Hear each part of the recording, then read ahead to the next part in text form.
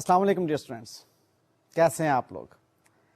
اور آڈیٹنگ کے بارے میں مجھے یہ بتائیے کہ کتنی خشک لگ رہی ہے؟ بہت زیادہ نا؟ ہاں دیکھیں، اب اس میں وہ فگر ورکس تو ہے نہیں جو آپ اکاؤنٹنگ میں کیا کرتے ہیں. یہ تو ان اکاؤنٹنگ میں کی گئی فگرز ورک کو ہم تھوڑا سا آگے لے کر چلتے ہیں اور جاننا چاہتے ہیں کہ اس کے اندر کوئی مٹیریل مسٹیٹمنٹ تو نہیں ہے. یہ بات ضرور ہے کہ بیس یہ اکاؤنٹنگ پر کرتی ہے، لیکن آڈیٹنگ میں کوئی اکاؤنٹنگ والا کام نہیں ہے. اس لیے ایز اے سبجیکٹ آپ کو یہ بہت زیادہ بورنگ لگ رہی ہوگی، لیکن پریکٹیکلی جتنا زیادہ انجوائے ایک آڈیٹر کرتا ہے وہ اکاؤنٹنٹ نہیں کر رہا ہوتا. اکاؤنٹنٹ تو ایک کام کو فٹیک سمجھ کر رہا ہوتا ہے کہ جی اب میں نے فگرز کے اندر گھسنا ہے اور اس کو میں نے بک کیپنگ کرنی ہے اور پھر رپورٹنگ کرنی ہے. لیکن آڈیٹر کو بڑا مزہ آ رہا ہوتا ہے کہ اس نے اکاؤنٹنٹ کا کام دیکھنا ہوتا ہے کس حد تک ٹھیک ہے اور کس حد تک ٹھیک نہیں ہے. البتہ آپ اسٹوڈنٹ ہیں، اب آپ کو اس لیول پر تو ابھی نہیں معلوم کہ پریکٹیکلی جب آپ جائیں گے آڈیٹنگ کو فیلڈ میں دیکھیں گے تو کیسی لگے گی. ہاں البتہ اتنا ضرور ہے کہ سر ابھی تو ہم بور ہو رہے ہیں نا. کوئی ایسی بات نہیں ہے، تھیوریٹیکل سبجیکٹس اسی طرح کے ہوتے ہیں. آپ بس جب آڈیٹنگ پڑھ رہے ہوں تو آپ انویسیج کر لیا کریں کہ آڈیٹنگ ان فیکٹ پریکٹیکلی کس طرح کی ہو رہی ہوگی. آپ اپنے آپ کو آفس کے ماحول میں لے آیا کریں اور پھر سوچا کریں کہ ایک آڈیٹر جس کے ساتھ انٹریکٹ کر رہا ہے وہ کس قسم کا انٹریکشن ہوگا. تب آپ کو خود بخود آڈیٹنگ دلچسپ لگنا شروع ہو جائے گی. اینیویز، ہمارا آج بھی ٹاپک وہی ہے جو کہ ہم پچھلے چند لیکچر سے چلا رہے ہیں، جس میں ہم یہ جاننے کی کوشش کر رہے ہیں کہ ایک آڈیٹر کس طرح سے اینٹیٹی اور اس کی انوائرمنٹ کی انڈرسٹینڈنگ حاصل کرتا ہے اور کس طرح سے وہ اسیس کرتا ہے مٹیریل مسٹیٹمنٹس کو. ہم نے آج تک جو پڑھ لیا وہ دوبارہ سے ایک سلائیڈ کے ذریعے سے آپ کو اس کا اوور ویو دیتا ہوں، جس میں ہم نے یہ دیکھا ہوا ہے ابھی تک کہ آڈیٹر کو کس طرح سے یہ والا اسٹینڈرڈ کچھ گائیڈ لائنس پرووائڈ کرتا ہے اس اینٹیٹی کی انڈرسٹینڈنگ کے ریفرنس میں. لائک سب سے پہلے یہ اسٹینڈرڈ بتاتا ہے کہ آپ رسک اسیسمنٹ پروسیجرز کے ذریعے سے انڈرسٹینڈنگ حاصل کر سکتے ہیں. اور اس میں یو نو ویری ویل کہ ہم نے 3 پوائنٹس دیکھے تھے. نمبر 1 انکوائریز کے ذریعے سے، نمبر 2 انالیٹیکل پروسیجرز کے ذریعے سے، اور نمبر 3 آبزرویشنز اینڈ انسپیکشن کے ذریعے سے. رسک اسیسمنٹ پروسیجرز کے بعد آڈیٹر کو کچھ حد تک معلوم تو ہو گیا کہ یہ اینٹیٹی کیا کر رہی ہے اور کس لیول کی مٹیریل مسٹیٹمنٹس ہو سکتی ہیں. لیکن مزید اسی اسٹینڈرڈ میں ہمیں یہ بتایا گیا کہ کس طرح سے انڈرسٹینڈنگ کو ڈیولپ کرنے کے لیے کچھ مزید ایریاز کی طرف آڈیٹر فوکس کرتا ہے یا اس کی انڈرسٹینڈنگ کن کن ایریاز پر کنسسٹ کرتی ہے. اس میں ہم نے دیکھا کہ کچھ ایکسٹرنل فیکٹرز ہیں جہاں سے اس کو انڈرسٹینڈنگ حاصل ہوتی ہے. کچھ نیچر آف دا اینٹیٹی کو جان کر اس کو معلوم ہوتا ہے کہ اس اینٹیٹی کے بارے میں وہ کیا ذہن بنائے، اور پھر objectives and strategies of the entity کو معلوم کرتا ہے اور اس سے متعلق بزنس کے جو رسکس ہوتے ہیں. اب یہاں تک کی وہ باتیں ہیں جو ہم پچھلے لیکچرز میں سیکھ چکے اس اسٹینڈرڈ کے ریفرنس میں. یہ اسٹینڈرڈ ہے نمبر 315 اور اس کا ٹائٹل کیا ہے؟ Understanding the entity and its environment and assessing the risk of material misstatement. اب ہم بات کو جب آگے بڑھائیں گے انڈرسٹینڈنگ کے ریفرنس میں تو آج کا ہمارا پوائنٹ یہ بنتا ہے کہ measurement and review of financial performance پر بیس کر کے آڈیٹر کس طرح سے انڈرسٹینڈنگ حاصل کرتا ہے. اب یہ فائنینشیل پرفارمنس کی جب بات آتی ہے تو remember financial performance is about profitability. اب فائنینشیل پرفارمنس میں ہم نے دیکھنا یہ ہے اس کی میجرمنٹ اور اس کے ریویو کے اندر کہ یہ اینٹیٹی کتنا اچھا بزنس کر رہی ہے. اب اس میں بعض اوقات بہت اہم ایریاز بھی سامنے آتے ہیں آڈیٹر کے, اور اسپیشلی آڈیٹر کو یہ بھی معلوم ہوتا ہے کہ فائنینشیل پرفارمنس کو بہتر بنانے کے لیے بعض اوقات اینٹیٹی اپنے اوپر ایک پریشر بلڈ اپ کر لیتی ہے, اور اس پریشر کو ریلیز کرنے کے لیے کچھ مٹیریل مسٹیٹمنٹس پھر ہوتی ہیں, اور یہی وہ ایریا ہوتا ہے پھر آڈیٹر یہاں پر ویجیلنٹ ہو جاتا ہے اور دیکھتا ہے کہ یہاں کوئی مٹیریل مسٹیٹمنٹس تو نہیں ہے فائنینشیل پرفارمنس کو میجر اور ریویو کرنے کے دوران. تو یہ دیکھتے ہیں کہ کون کون سے سورسز ہیں جن کے ذریعے سے فائنینشیل پرفارمنس میجر کی جا سکتی ہے اور ریویو کی جا سکتی ہے. ان میں بنیادی طور پر دو سورسز ہیں, ایک انٹرنلی جنریٹڈ انفارمیشن اور دوسرے external sources. When we talk about internally generated information تو وہاں پر مینجمنٹ کی طرف سے جو رپورٹس جنریٹ ہوتی ہیں وہ آ جاتی ہیں, انٹرم فائنینشیل اسٹیٹمنٹس آ جاتی ہیں, اینول رپورٹس آ جاتی ہیں, فائنینشیل ریویوز آ جاتے ہیں. یہ تمام کی تمام جو ہیں انٹرنلی جنریٹڈ انفارمیشن ہیں. اور کچھ ایکسٹرنل بھی سورسز ہوتے ہیں فائنینشیل پرفارمنس کو میجر کرنے کے. اس میں ہمارے پاس کمپیٹیٹرز کی طرف سے جنریٹ کی ہوئی رپورٹس, کریڈٹ ریٹنگ ایجنسیز کی رپورٹس اور اینالسٹس کی رپورٹس بہت زیادہ اہم ہوتی ہیں. اب یہ جو کمپیٹیٹرز ہیں لائک آپ کے بزنس رائیولز, وہاں سے آپ کو معلوم ہوتا ہے کہ آپ کے اس بزنس اینٹیٹی کی پرفارمنس کیسی ہے.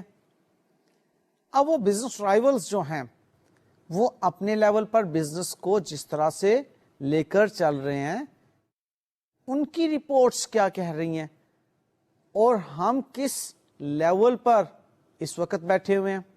پھر کریڈٹ ریٹنگ ایجنسیز آپ کے بارے میں کس لیول کی انفارمیشن دے رہی ہیں کہ آپ باہر کی دنیا میں کہاں پر رینک ہوتے ہیں.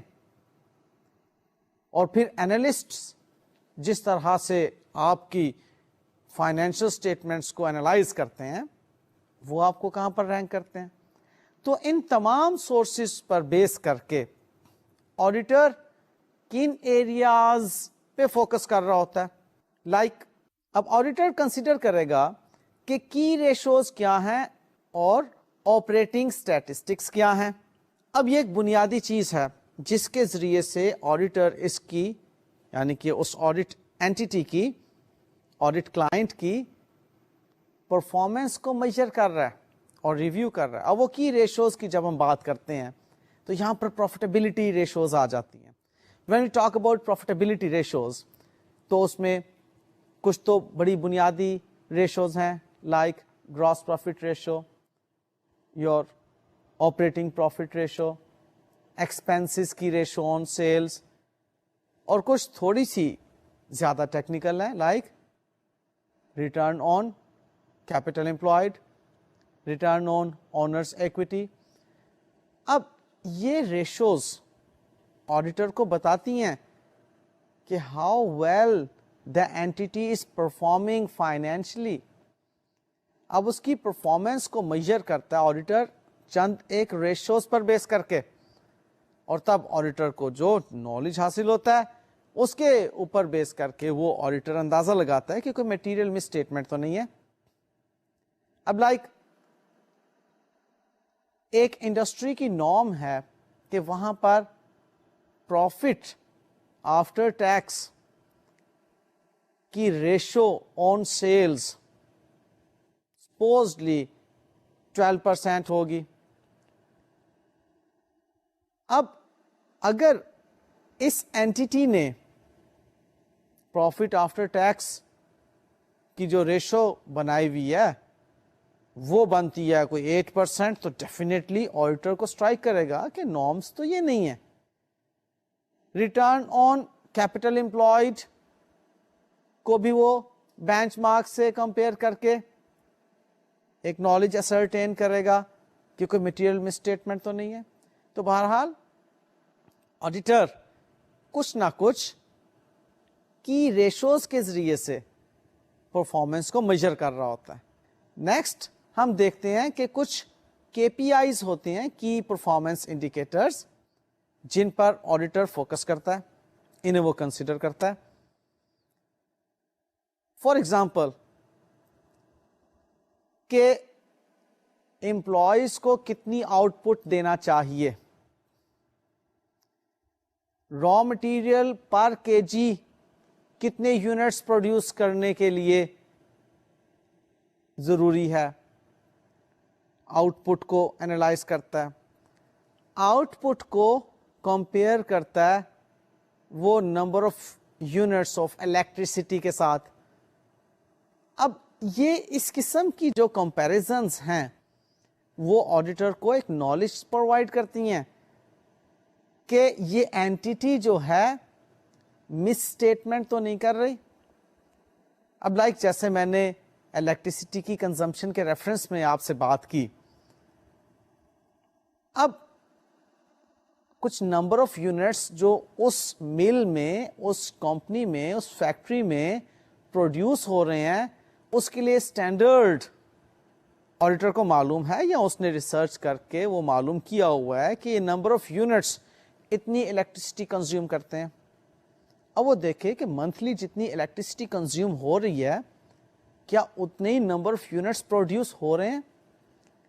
अब ये चीज इंडिकेट कर देगी उसे अगर कोई डिस्क्रिपेंसी होगी कि यहां पर डेफिनेटली कोई मटेरियल मिसस्टेटमेंट मौजूद है।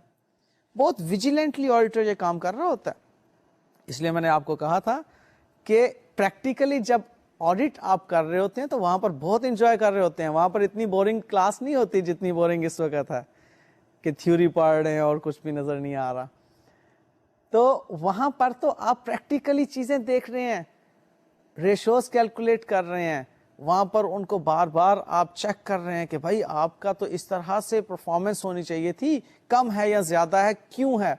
वहां से अब आप वहां से असर्टेन कर रहे होते हैं रीजंस, और बड़ा विजिलेंटली इन सारी चीजों को आप कर रहे होते हैं ताकि आप कहीं पर भी मटेरियल मिसस्टेटमेंट का खदशा जो कि ऑडिट रिस्क है वो ना रहने दें।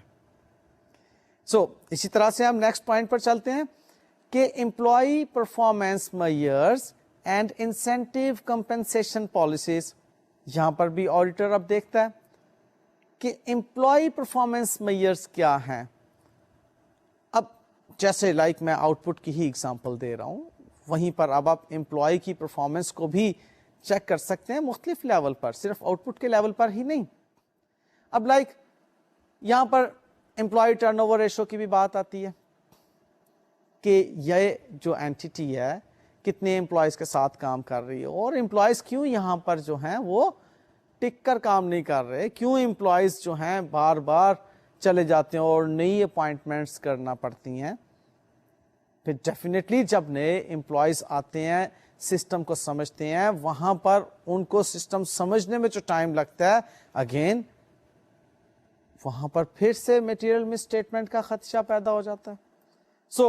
इस एरिया पर भी ऑडिटर खास तौर पर फोकस करेगा। फिर ट्रेंड्स की बात आती है।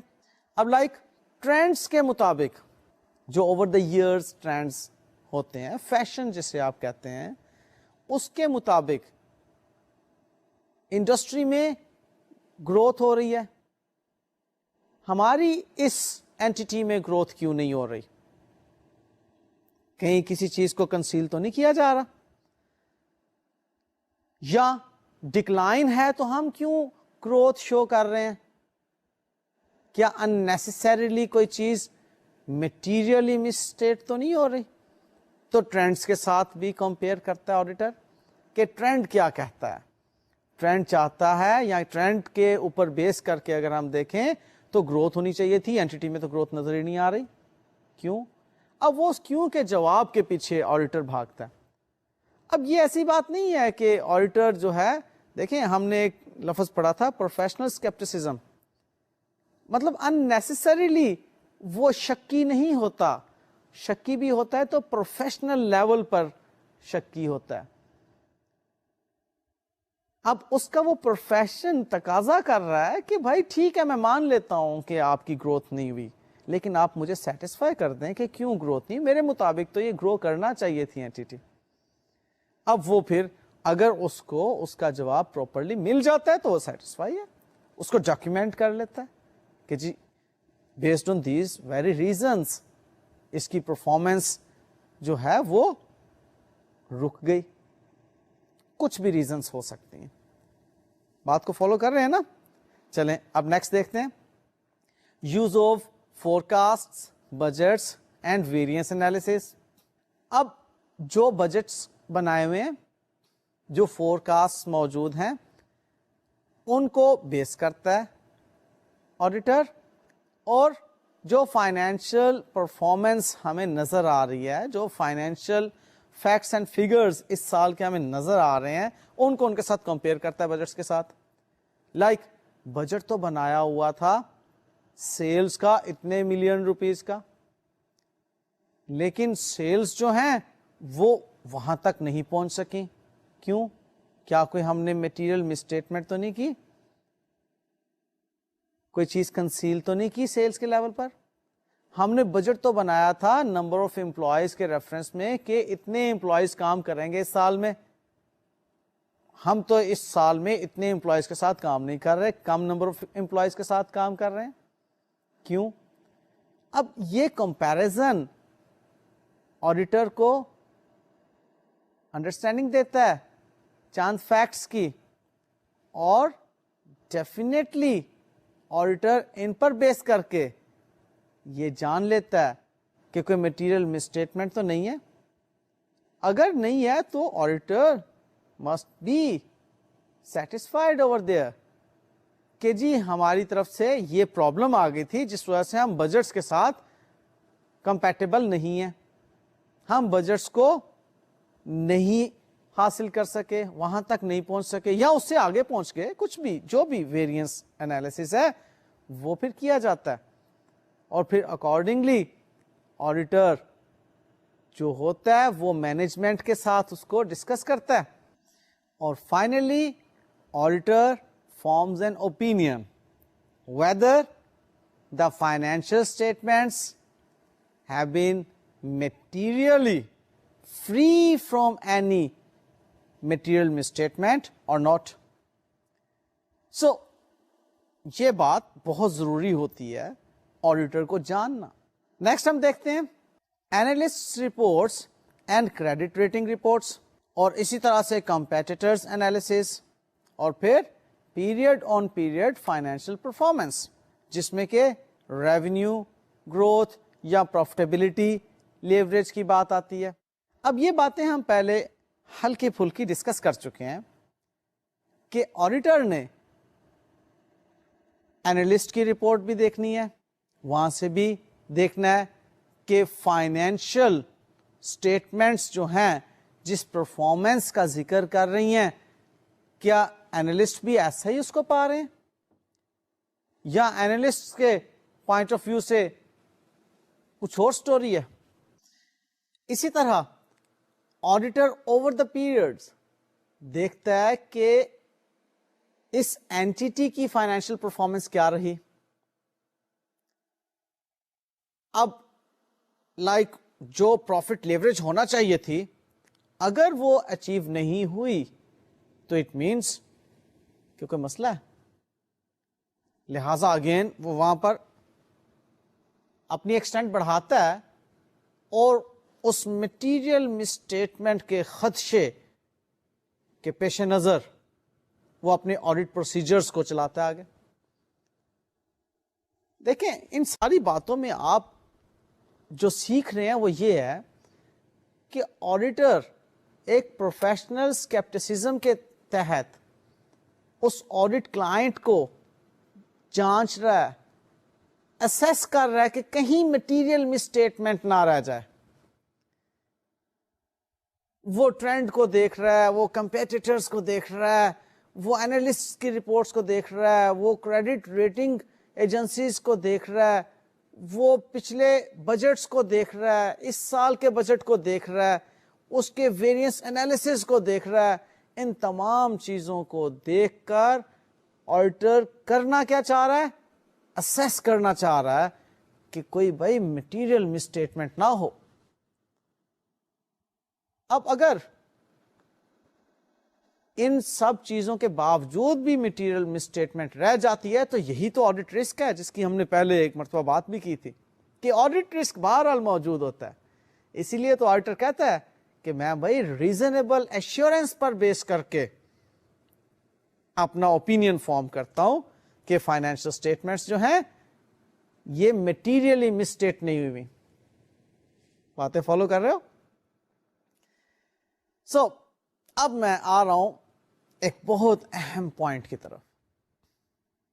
یاد رہے کہ ہم جو اس وقت ایشو ڈسکس کر رہے ہیں اس میں ہم دیکھ رہے ہیں کہ انڈرسٹینڈنگ کن چیزوں پہ کنسسٹ کرتی ہے. External factor, nature of entity, objectives and strategies and the related business risks, measurement and review of financial performance and internal control. تو میں اب آپ کے ساتھ انٹرنل کنٹرول سے متعلق جو آڈیٹر کی انڈرسٹینڈنگز ہوتی ہیں ان باتوں کو ڈسکس کرنے جا رہا ہوں.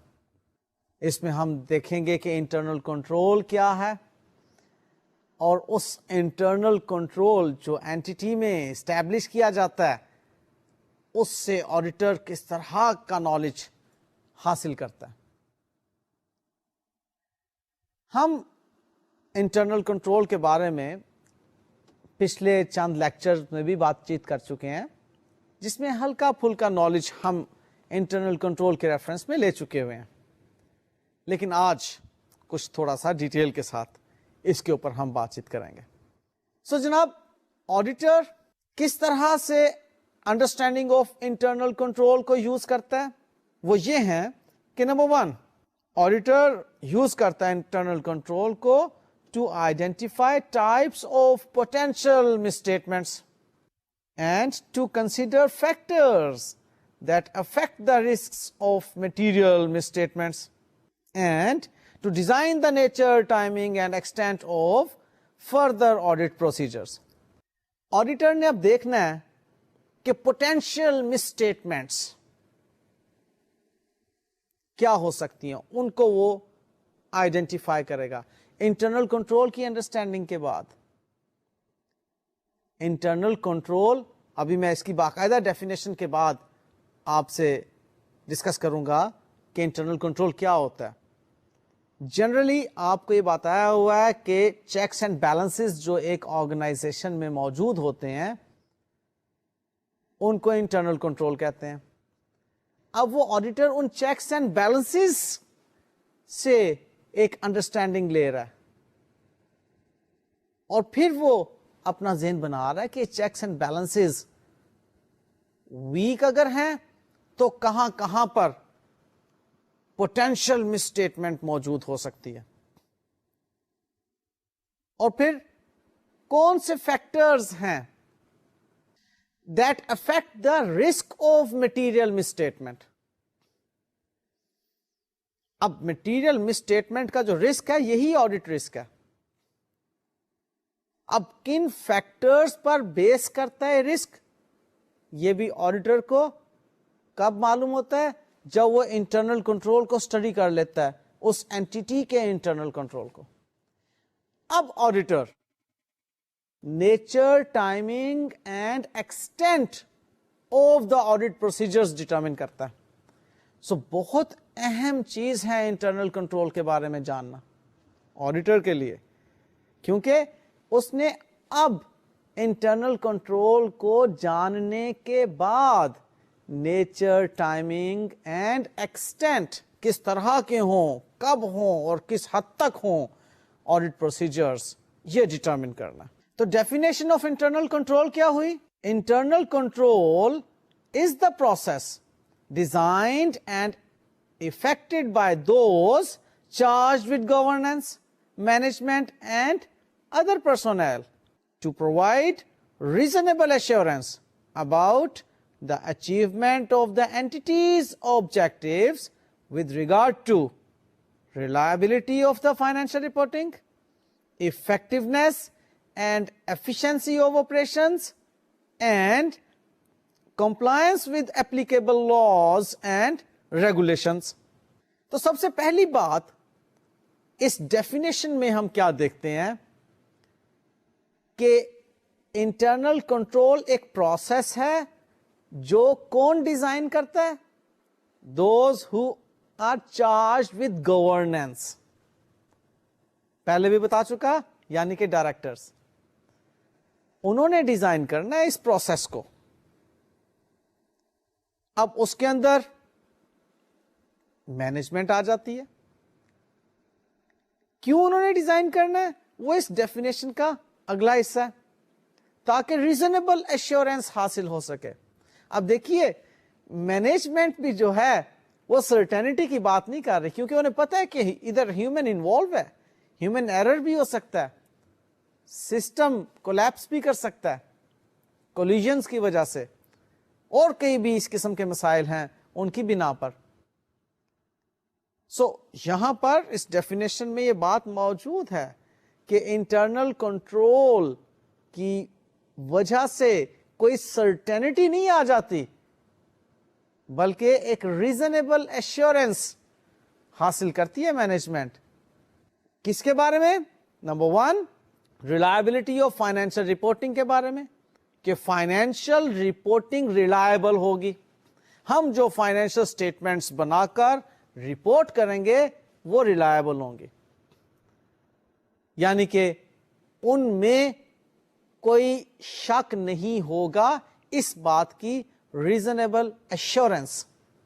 نمبر 2 کہ effectiveness and efficiency of operations, کہ ہمارے جو آپریشنز چل رہے ہیں، اس اینٹیٹی کے جو آپریشنز چل رہے ہیں، ایفیشینٹ اور افیکٹونیس ہوگی ان کے اندر.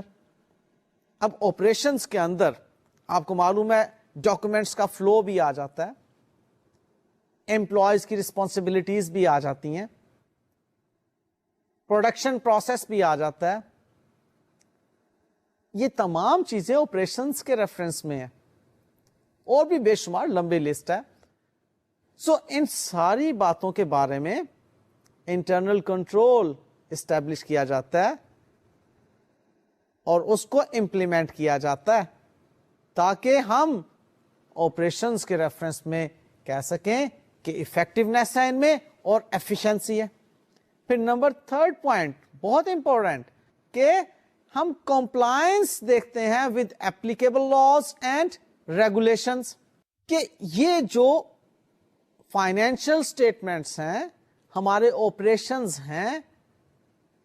دیکھیں فائنینشیل اسٹیٹمنٹ میں ہی صرف اور صرف لاز اور ریگولیشنز انوالو نہیں ہوتی، ہم پیچھے پڑھ چکے ہیں اس بات کو.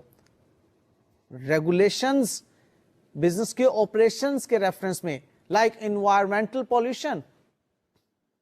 اب انٹرنل کنٹرول جو ہے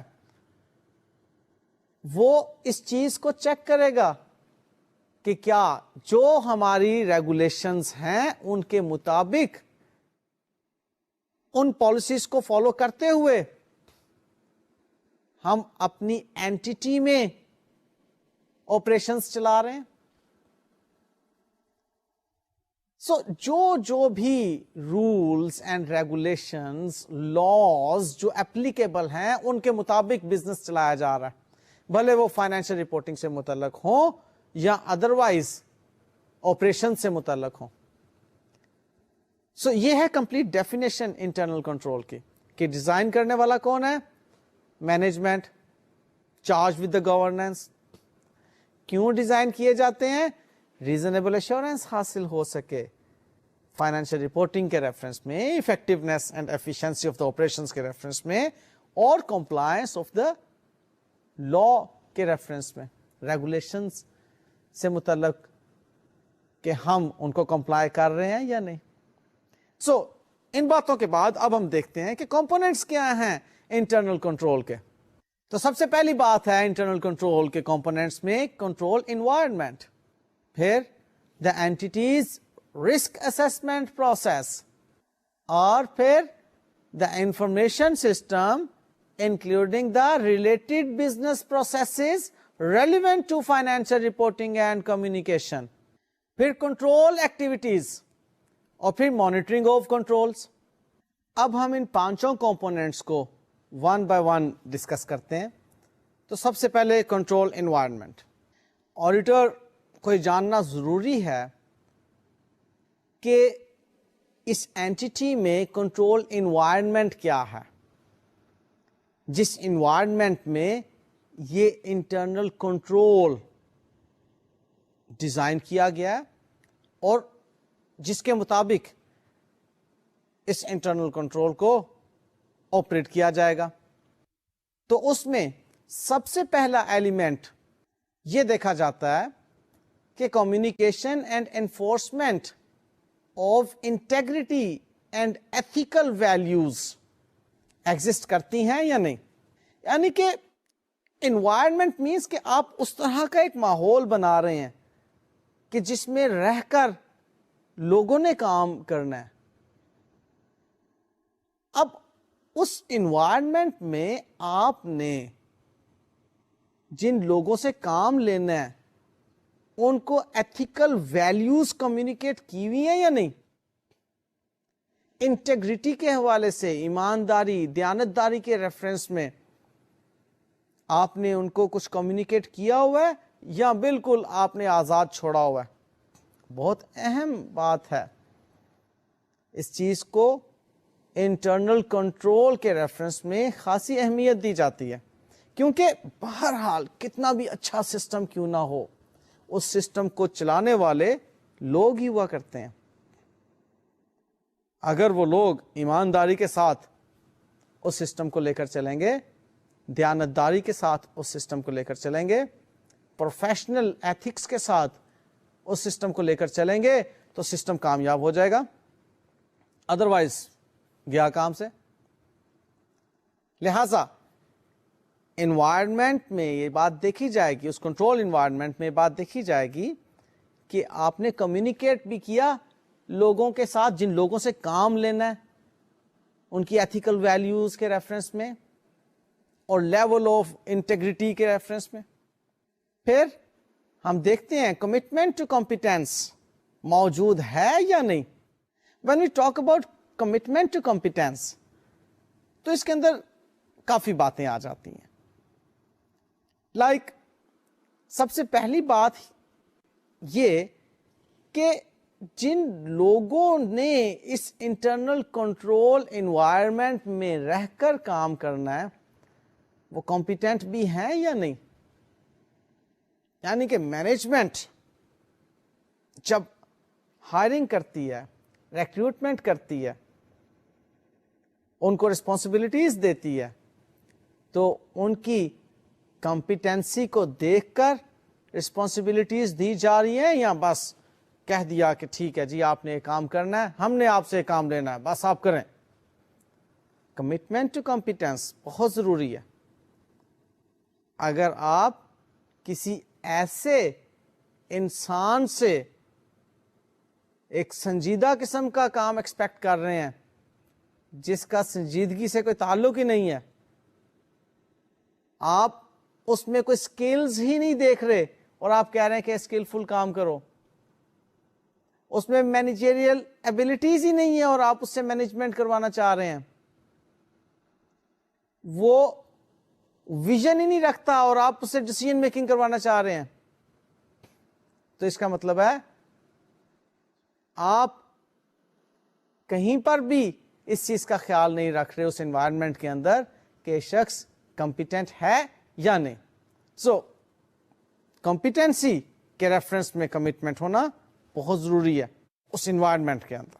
پھر نیکسٹ انوائرمنٹ کے ریفرنس میں جو اہم بات آتی ہے وہ ہے participation by those charged with governance. اب یہاں پر اس بات کو ذہن میں رکھیں کہ وہ لوگ جو کہ گورننس سے متعلق رسپانسبل ہیں, اگر وہ انوالو ہو جائیں گے تمام آپریشنز میں, انٹرنل کنٹرول کے کاموں میں تو ڈیفینیٹلی پرابلمس کریٹ ہو سکتی ہیں. وہ اپنے مقاصد کے حصول کے لیے اپنے ہی بنائے ہوئے کنٹرولز کو توڑنے کی بات کر سکتے ہیں کہ نہیں جی میں کہہ رہا ہوں ایسا کریں بس کریں آپ. اب امپلائی ہے اس کو پتا ہے کہ جی یہ ڈائریکٹر صاحب اگر ایک کام کہہ رہے ہیں کرنے کو تو وہ تو کہے گا اوکے ٹھیک ہے جی میں کر لیتا ہوں. لہذا اس انوائرمنٹ میں دیکھا جائے گا کہ کتنی انوالومنٹ ہے ان لوگوں کی who are charged with the governance, جن کا کام گورننس کا ہے. وہ انٹرنل کنٹرول انوائرمنٹ کے اندر آ کر انوالو نہیں ہوں گے. پھر نیکسٹ آرگنائزیشنل اسٹرکچر کو مینجمنٹ فلسفی اینڈ آپریٹنگ سٹائل کو بہت اہمیت حاصل ہے انٹرنل کنٹرول انوائرمنٹ میں. اب کس فلسفی کے تحت مینجمنٹ اس بزنس کو چلانا چاہتی ہے, اس کا ٹیمپرامنٹ کیا ہے, کیا واقعی کنٹرول میئرز جو اسٹیبلش کی ہوئی ہیں ان کو اسٹرکٹلی فالو کیا جانا چاہیے, ایسا چاہتی ہے مینجمنٹ یا نہیں. ہو سکتا ہے مینجمنٹ نے کنٹرول میئرز تو بنا دی ہوں لیکن خود ان کے سامنے کنٹرولز ٹوٹ رہے ہوں اور وہ خاموشی سے بیٹھے ہوں کہ ٹھیک ہے یار بس لینینٹ چل رہے ہیں, خیر ہے چلنے دو. اب اس لینینسی کا جو ہوگا نقصان ہوگا اور مٹیریل مس اسٹیٹمنٹ وہاں پہ موجود ہو سکتی ہے. لہذا انٹرنل کنٹرول انوائرمنٹ کو اسٹڈی کرتے ہوئے آڈیٹر یہاں پر بھی فوکس کرے گا کہ مینجمنٹ کی فلسفی کیا ہے اور آپریٹنگ سٹائل کیا ہے. ان ساری چیزوں پر آڈیٹر کا فوکس ہونا چاہیے, آڈیٹر کو کنسیڈر کرنا چاہیے انٹرنل کنٹرول انوائرمنٹ کو انڈرسٹینڈ کرتے ہوئے. دو باتیں, مینجمنٹ کی فلسفی اور آپریٹنگ سٹائل. اب دیکھیں نا, آپریٹنگ سٹائل میں ہی آپ اگر مینجمنٹ کو اس طرح کا پا رہے ہیں کہ ڈیفیکٹو ورک ہو رہا ہے اور مینجمنٹ اس پہ خاموش ہے, کوئی کوالٹی کنٹرول کی طرف مینجمنٹ سیریس نہیں ہے, کسٹمرز سیٹسفیکشن کی طرف مینجمنٹ سیریس نہیں ہے, را مٹیریل جو ہے ڈینجر لیول پہ پہنچ گیا ہے لیکن مینجمنٹ سیریس نہیں ہے, سپلائرز جو ہیں ڈیلے کر رہے ہیں را مٹیریل کو سپلائی کرنے میں لیکن مینجمنٹ سیریس نہیں ہے, پیمنٹس ڈیلے ہو رہی ہیں سپلائرز کو کرنے میں لیکن مینجمنٹ سیریس نہیں ہے, کسٹمر سے کلیکشنز کی پرابلم ہے لیکن مینجمنٹ سیریس نہیں ہے, امپلائیز کو بونسز نہیں دیے جا رہے لیکن مینجمنٹ سیریس نہیں ہے. اب یہ تمام وہ چیزیں ہیں یا تو مینجمنٹ کی فلسفی یا آپریٹنگ سٹائل پرابلم میں ہے. تو آڈیٹر کو یہاں پر کنسیڈر کرنا ہوگا انٹرنل کنٹرول انوائرمنٹ کے ریفرنس میں کہ کس انٹرنل کنٹرول انوائرمنٹ میں اس انٹرنل کنٹرول کو چلایا جا رہا ہے. انوائرمنٹ بہت زیادہ اہمیت کا حامل ہے. نیکسٹ ہم دیکھتے ہیں آرگنائزیشنل اسٹرکچر کو. اب یہ بھی ایک اہم ایشو ہے کنٹرول انوائرمنٹ کے ریفرنس میں.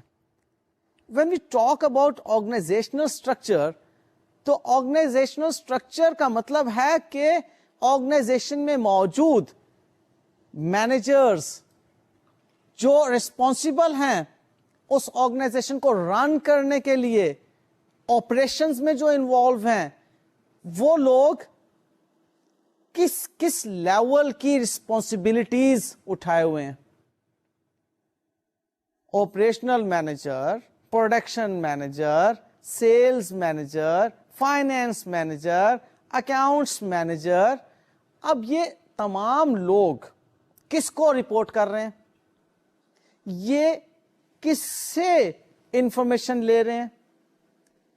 اب وہ رپورٹنگ سسٹم اور انفارمیشن سیکنگ سسٹم وہ سارا کا سارا آرگنائزیشنل اسٹرکچر کے اندر بتا دیا جاتا ہے کہ کون شخص کس کیپیسٹی میں کن فنکشنز کو پرفارم کرے گا اور کس کو رپورٹ کرے گا.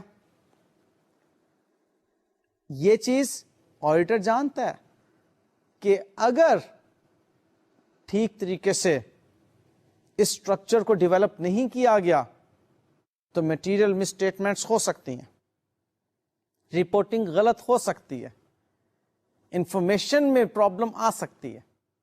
لہذا کنٹرول انوائرمنٹ کے اندر آرگینوگرام کا، آرگنائزیشنل اسٹرکچر کا ایک بہت اہم رول ہے. نیکسٹ، کنٹرول انوائرمنٹ میں جو امپورٹنٹ چیز ہے وہ ہے human resource policies and practices. اب ہیومن ریسورس، اس بارے میں پہلے بھی ہلکی سی میں بات کر چکا ہوں کہ وہ پرسنل جنہوں نے اپنی ڈیوٹیز پرفارم کرنی ہے، جنہوں نے اس اینٹیٹی کو لے کر چلنا ہے. لائک ہیومن ریسورس وہ ہیں جو اس اینٹیٹی کے بازو ہیں، اس اینٹیٹی کے ہاتھ ہیں، پاؤں ہیں، دماغ ہیں، آنکھیں ہیں. اینٹیٹی نے تو ہیومن ریسورس سے ہی آگے چلنا ہے نا. ان کے بارے میں کیا پالیسیز ہیں، کیا اسٹریٹجیز ہیں،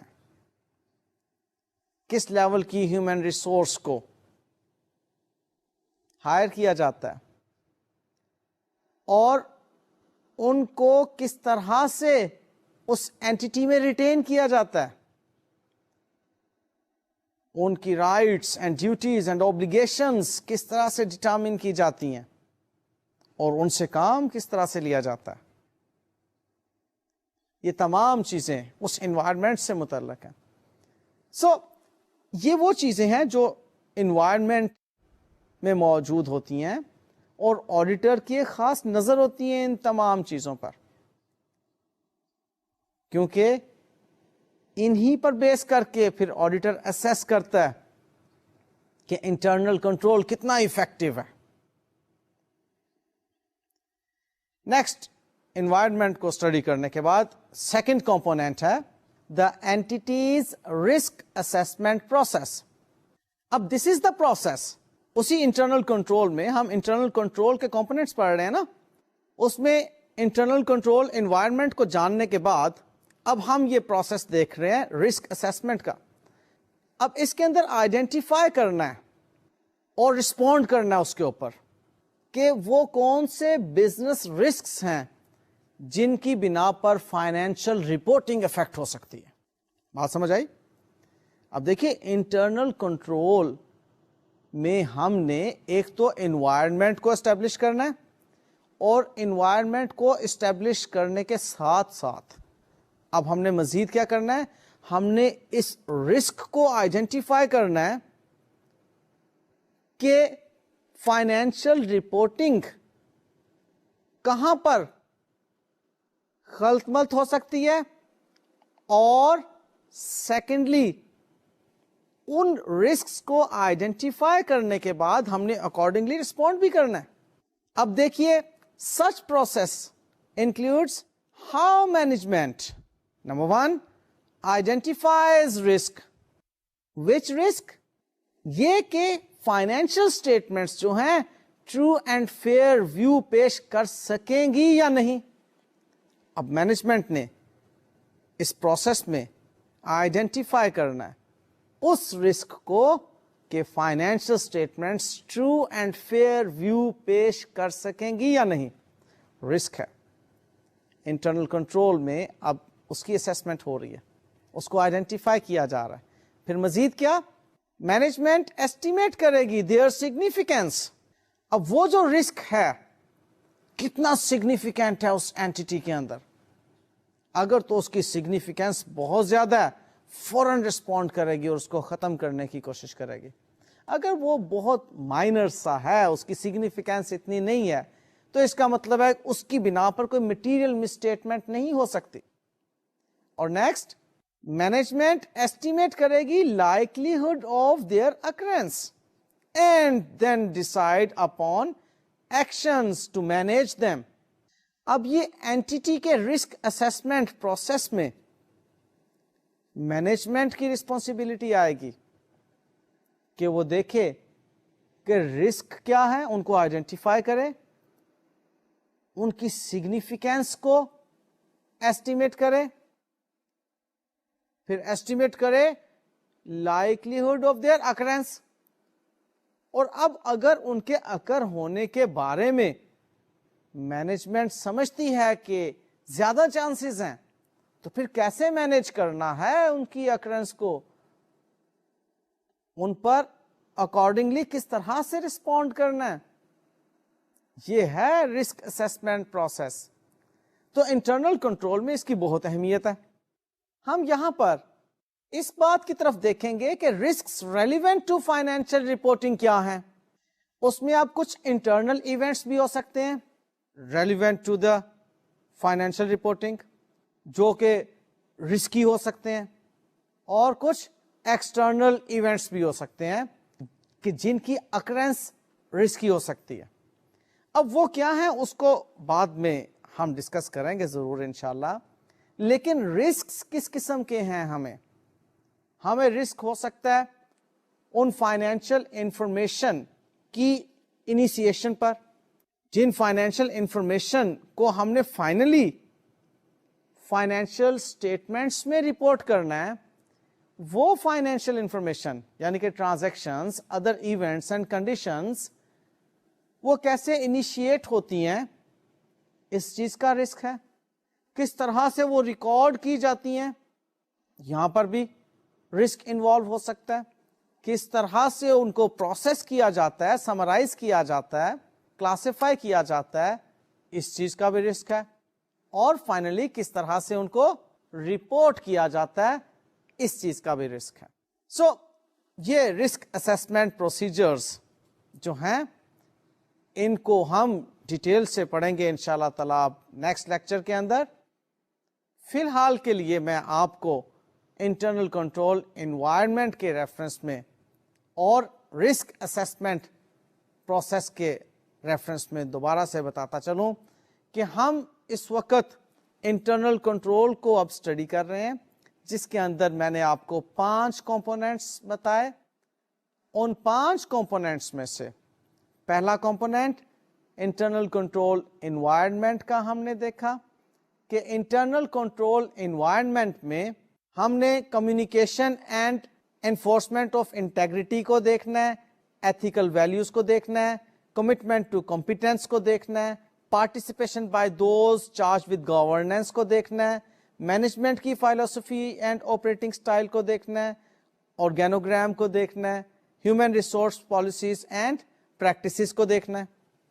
اور پھر اینٹی کی رسک اسسمنٹ پروسیس کو ہم نے جاننا ہے انٹرنل کنٹرول کے ریفرنس میں, اور اس کے اندر ہم نے دیکھا ہے کہ یہ پروسیسز مشتمل ہوتے ہیں کہ how management identifies risks, estimates their significance, estimates likelihood of their occurrence, and how the management decides upon actions to manage them. So یہ وہ باتیں ہیں جو کہ ہم انٹرنل کنٹرول کے ریفرنس میں ابھی تک سیکھ چکے. انشاءاللہ تعالی ڈیٹیلز اس کی اب نیکسٹ لیکچر کے اندر آپ کے ساتھ میں شیئر کروں گا. تب تک کے لیے مجھے اجازت دیجیے. اللہ حافظ.